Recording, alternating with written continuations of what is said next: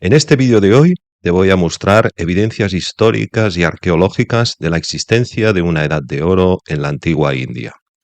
Al mismo tiempo, al final del vídeo, quiero mostrarte unas fotografías que me llegaron que realmente me impactaron muchísimo y que creo que ponen la prueba definitiva de la existencia de una civilización extremadamente avanzada en periodos anteriores del pasado. Si este tema te interesa, quédate hasta el final porque creo que lo que hoy te voy a contar no solamente te va a interesar, sino que además te va a impactar profundamente.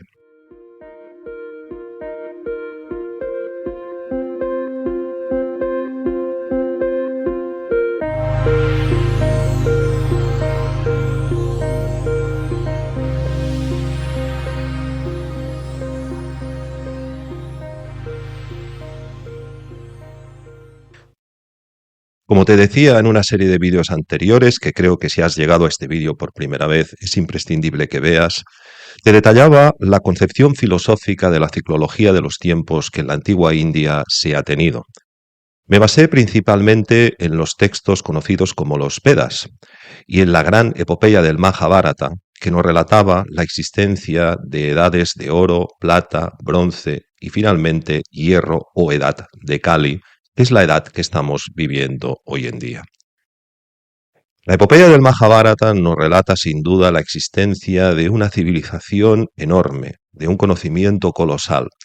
Y eso, como te decía en un vídeo anterior, es algo que no gustó mucho a los ingleses cuando llegaron a la India, porque se encontraron con un conocimiento filosófico, metafísico y médico extremadamente más extenso que el que tenían los antiguos griegos, de los cuales nuestra civilización se ha erigido.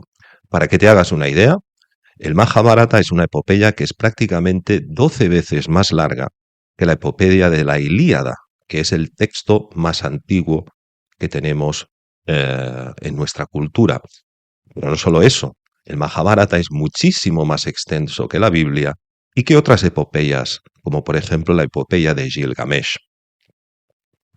Con eso te quiero decir que realmente estudiar en profundidad la civilización de la antigua India es la base fundamental o el mejor ejemplo para tratar de comprender si efectivamente en un pasado hubo una edad de oro y una civilización con un avance científico y tecnológico muy avanzado. Verás, en el año 2013, como te comentaba, realicé un viaje a la India donde tuve la oportunidad de ser recibido por algunas de las principales autoridades dentro de lo que sería la filosofía no dual. Ese interés era el motivo principal de mi viaje, pero al mismo tiempo también había un interés tangencial en otro tema que consideraba muy importante, y es preguntarles a esas autoridades qué había de cierto en la existencia de esas supuestas edades de oro, plata, bronce que te relataba. En una de mis visitas fue recibido por el eminente profesor Kamalakar Mishra, autor de este libro, Shivaísmo de Cachemira, la doctrina central del tantrismo, que es, actualmente ya ha fallecido lamentablemente, pero era por aquel entonces profesor emérito de sánscrito en la Universidad de Varanasi. En un vídeo anterior te mostraba una fotografía de esos encuentros que tuve con el profesor Mishra. En uno de ellos le pregunté directamente cuál o qué es lo que él pensaba en cuanto a las evidencias de esta edad de oro en la antigua India. Y para ello me explicó un poco algo que voy a tratar ahora de resumir muy brevemente, que es la historia antigua de los pueblos dravinianos y arianianos. Verás, la antigua civilización de la India nace en el Valle del Indo. Este valle actualmente forma parte del territorio de Pakistán. De principios del siglo pasado, se empezaron a realizar excavaciones en las dos ciudades más importantes de esta cultura original del Valle del Indo, las ciudades de Harappa y las ciudades de Mohenjo-Daro. Estos dos emplazamientos históricos, para algunos historiadores, podrían ser las civilizaciones o los asentamientos urbanos más antiguos de la historia, más antiguos incluso que otros que son referencia en cuanto a este hecho, como pueda ser pues, las antiguas ciudades de Ur, en la antigua Babilonia, u otros lugares del Próximo y el Extremo Oriente. No es ahora este el tema, de si es uno más antiguo que el otro, pero todo el mundo coincide en que la civilización draviniana que se instauró en esa región del Valle del Indo es sin duda una de las más antiguas. Se cree que su antigüedad tiene como mínimo 4.000 años, es decir, que te estoy hablando de un periodo de aproximadamente el 2000 antes de Cristo. Las excavaciones que realizó el eminente arqueólogo John Marshall revelaron un hecho que me parece significativo, y es que se encontraron una gran cantidad de lingams presentes debajo de los sustratos más profundos y más antiguos de la ciudad de Mohenjo-Daro. El lingam es este objeto de piedra que estás viendo ahora mismo en esta fotografía, que es uno de los símbolos más sagrados de la antigua India. Como puedes ver, va acompañado de una base que se llama también el yoni y viene a representar el caso del lingam, el sagrado masculino, es decir, un falo, mientras que el yoni viene a representar el sagrado femenino, es decir, un útero. La unión del sagrado masculino y el sagrado femenino tiene como un simbolismo muy importante en la filosofía de la antigua India, hasta el punto de que prácticamente todos los templos de hoy en día puedes encontrar fácilmente la representación de un lingam y un yoni. Pero hay algo que a Marshall le llamó profundamente la atención, y es la existencia de enormes cantidades de lingams, y solamente lingams, es decir, sin su parte de yoni, solamente lingams y por lo tanto símbolos fálicos presentes y enterrados que eran objeto de adoración de ese antiguo pueblo draviniano. Esto sugirió un hecho. El antiguo pueblo draviniano era un pueblo y una sociedad profundamente matriarcal que adoraban con ese simbolismo la fertilidad del suelo.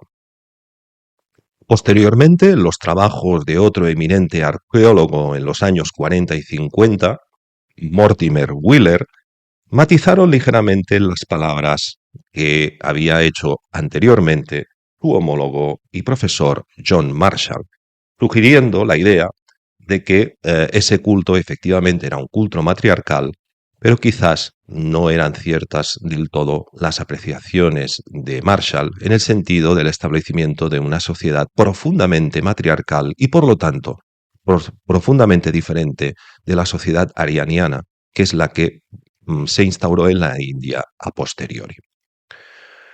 Como te digo, estos estudios arqueológicos revelaron también otro hecho, y es el hecho de que la civilización draviniana desaparece prácticamente por completo.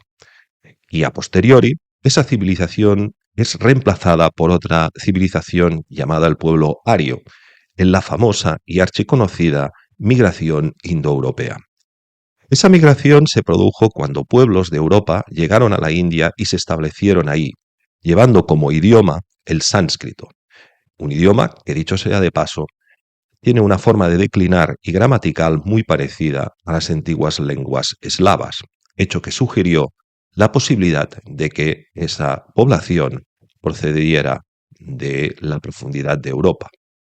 Esa civilización es la que a posteriori escribió los grandes textos de la filosofía hindú que nos han llegado, los Vedas, los Puranas, los Upanishads y los manuales ayurvédicos procederían de esta civilización arianiana que nos los dejó escritos en el idioma del sánscrito, un idioma que hoy actualmente ha prácticamente desaparecido, derivando en el moderno hindi.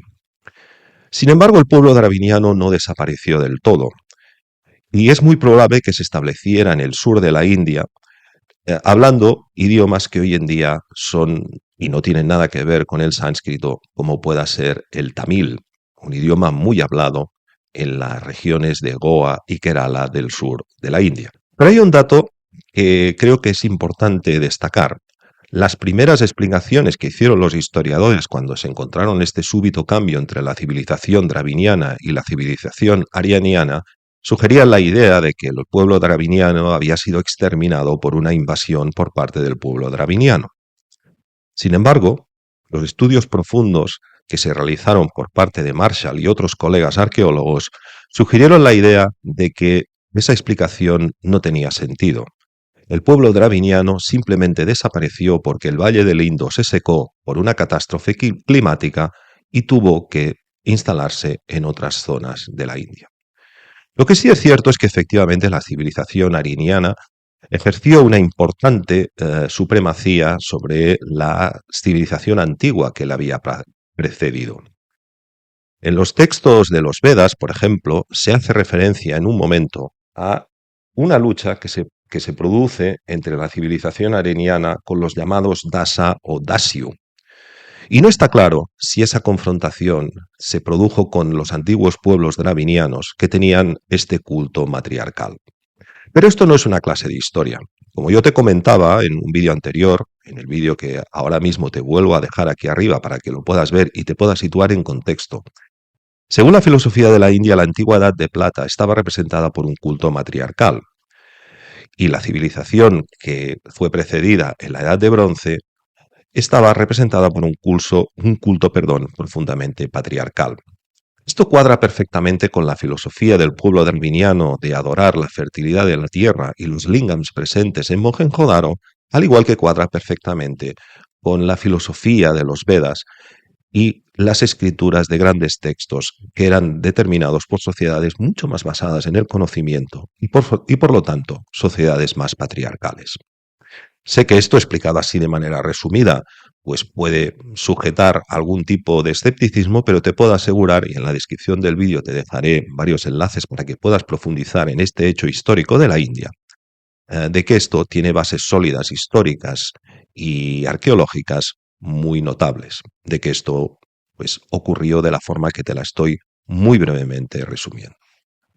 Bien, por lo tanto, la conclusión que yo me quedé de la visita con el profesor Misra es de que efectivamente hubo un pueblo draviniano que tenía un culto matriarcal y un pueblo arianeano que tenía más bien un culto patriarcal, sugiriendo la idea de que el tantrismo o la filosofía tántrica era anterior y procedente de la Edad de Plata, mientras que la filosofía védica sería un conocimiento que procedió de la Edad de Bronce.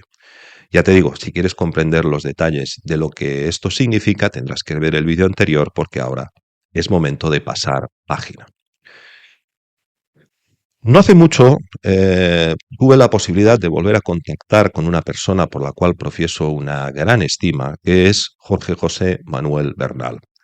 Jorge José es el autor de las fotografías que vas a ver ahora y es una persona que procura y ha procurado a lo largo de su vida trabajar durante un largo periodo de tiempo de una manera muy intensa para poder tener periodos de vacaciones de 2-3 meses y poder explorar lugares recónditos del mundo para poder encontrar los rastros de una civilización extremadamente avanzada.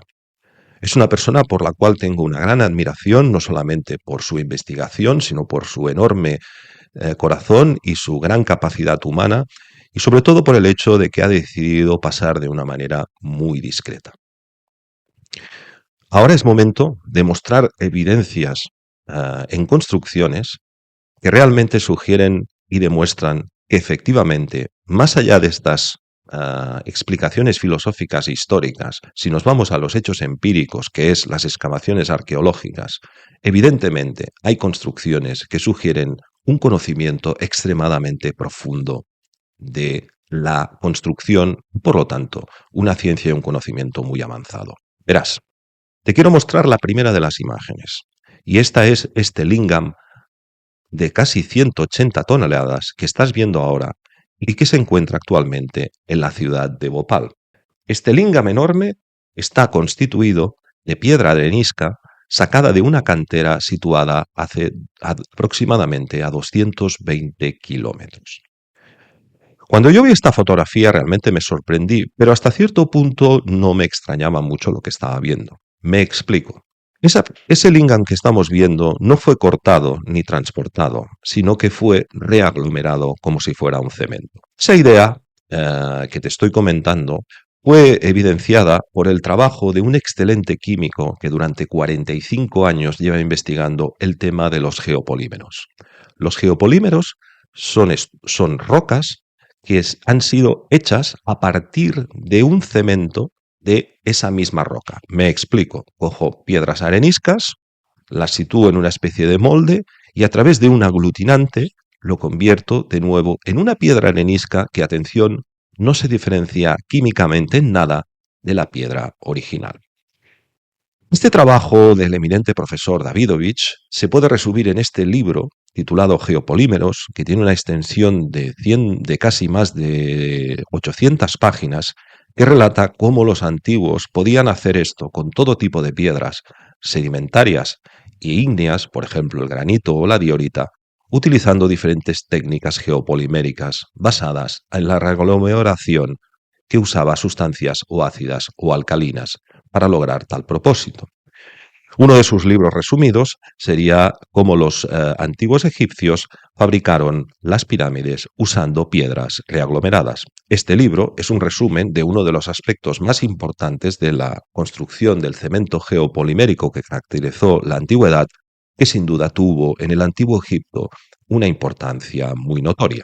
Por lo tanto, esta estructura que estamos viendo ahora aquí en el Lingam de Bhopal sería una estructura fácilmente explicable con la teoría geopolimérica que hoy en día conocemos perfectamente. Pero luego me empezó a mostrar, y de esto te estoy hablando de hace unos 5 o 6 años, de una serie de lugares que en ese momento yo no tenía conocimiento y que verdaderamente no se pueden explicar con la teoría del cemento geopolimérico.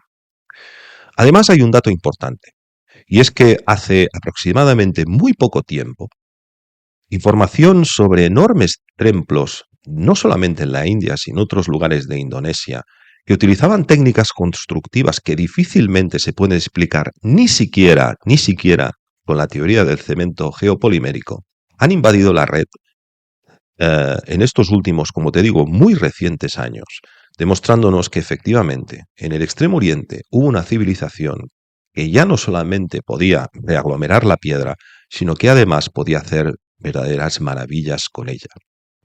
En la descripción del vídeo te dejaré algunos enlaces para que puedas ver todo esto que te digo. Construcciones increíbles en países como Indonesia y en otros países del Extremo Oriente, principalmente en la India. Pero ahora me quiero centrar en estas fotografías que nos dejó Jorge José, que verdaderamente son impresionantes.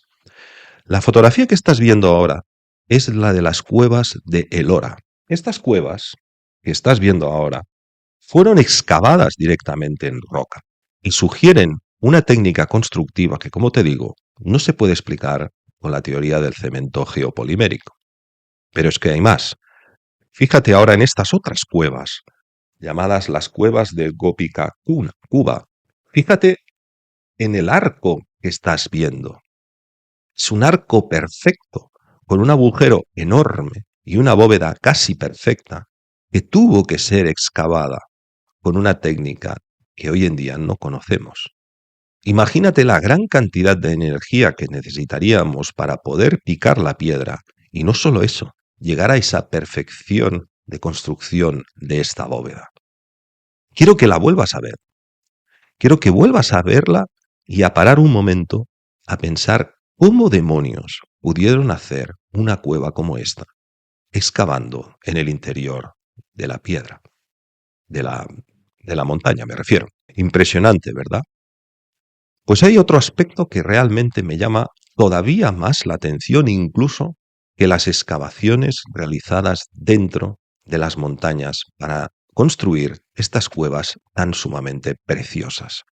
Y es esta.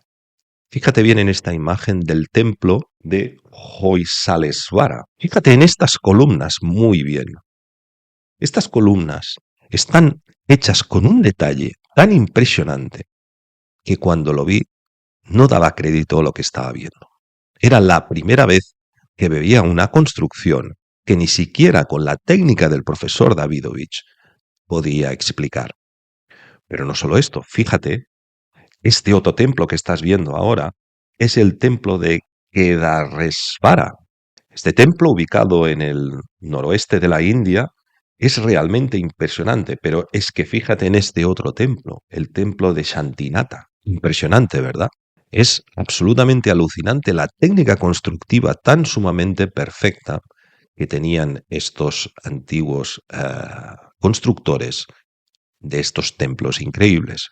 Y es que la cosa que me dijo Jorge José es que hay muchísimos más, y algunos de ellos enterrados bajo metros y metros de lodo, que sugieren evidentemente que fueron construidos hace muchísimo, muchísimo tiempo.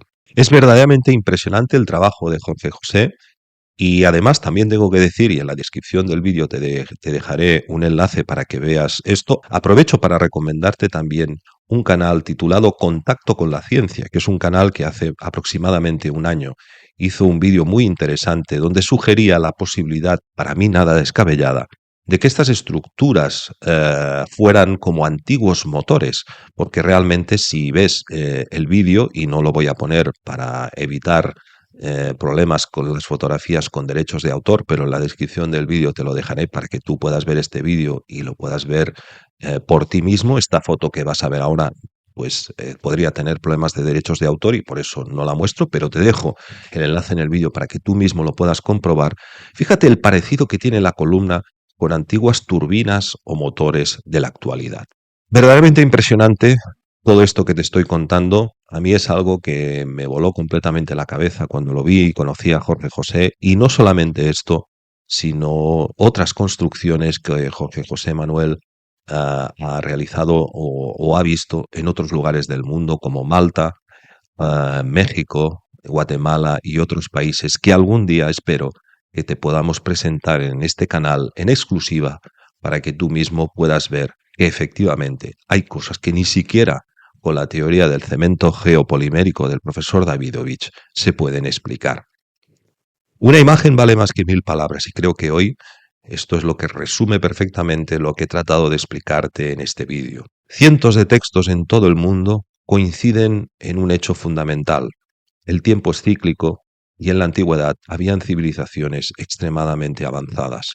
Esto ha chocado durante mucho tiempo con el conocimiento científico, que nos ha dicho que hace miles de años, pues nosotros habitábamos en cuevas y no éramos nada más que un Homo sapiens sapiens evolucionado, por algún mecanismo que nunca han sabido responder. Es evidente que muchos de los escritos antiguos tenemos que entenderlos en clave simbólica y que realmente esconden muchos secretos y que es muy complicado comprender lo que verdaderamente nos decían los antiguos cuando nos hablaban de cientos de miles de años de existencias de civilizaciones y de eras. Probablemente en la traducción de estos textos, Mahabharata, por ejemplo, lo que hemos traducido como periodos de 3600 años, pues a lo mejor tienen otras cantidades. De eso vamos a hacer otro vídeo para explicar realmente en qué nos podemos apoyar para entender la ciclología de los tiempos en circunstancias pues climáticas y astronómicas. De eso le vamos a dedicar no uno, sino varios vídeos para tratar de explicarlo, porque creo que hay que ser un poco crítico con esto.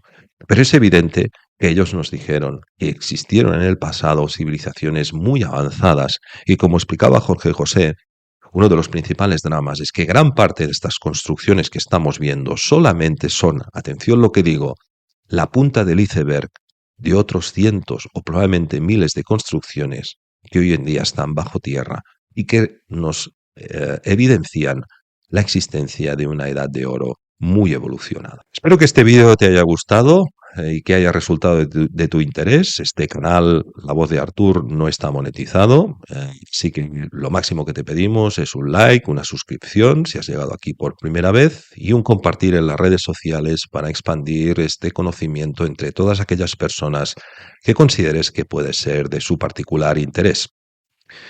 Al mismo tiempo, en la descripción del vídeo te encontrarás con información sobre mis cursos que estoy realizando sobre introducción a la ciencia rigurosa, de manera que si quieres obtener información puedes pinchar sobre estos enlaces y que te faciliten información sobre la contratación de los mismos. Este canal, La Voz de Artur, pretende dar información de calidad en los tiempos de la cantidad. Así que nada, aquí terminamos el programa de hoy sobre las evidencias arqueológicas e históricas de la existencia de una edad de oro en la antigua India y nos vemos en el próximo programa. Muchísimas gracias por tu atención.